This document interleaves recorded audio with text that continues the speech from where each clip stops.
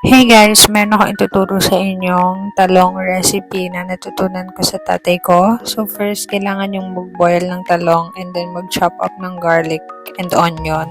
Okay rin kapag may kamatis, pero since wala akong kamatis, that will work.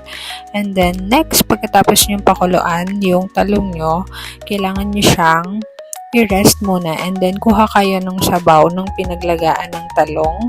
Siguro mga 2 scoops, okay na yan. So, ayan na siya, yung garlic natin, tsaka yung sabaw. And then, next, kapag malamig na yung talong nyo, i-chop up niya siya ng ganyan. Bahala kayo kung anong gusto nyong gayat, malaki or maliit, okay lang yon. And then, itong ginayat nyo na to, i-transfer nyo siya dito sa bowl nyo ng sibuyas at garlic. So, ayan, transfer nyo lang siya. Malinis ang kamay ko, so okay na yan. Kaya ako rin naman ang kakain.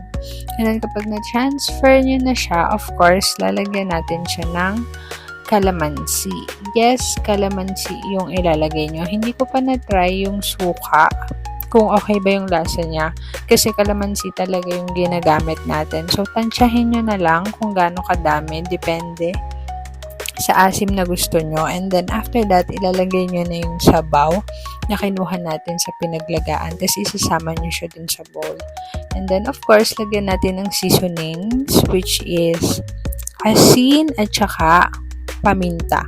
Pamintang durog po ha, hindi buo. And then, after that, mix lang natin sila all together.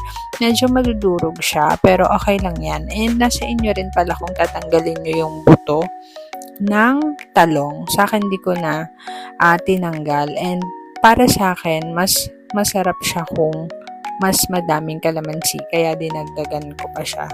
And there you have it. Meron na kayong talong recipe.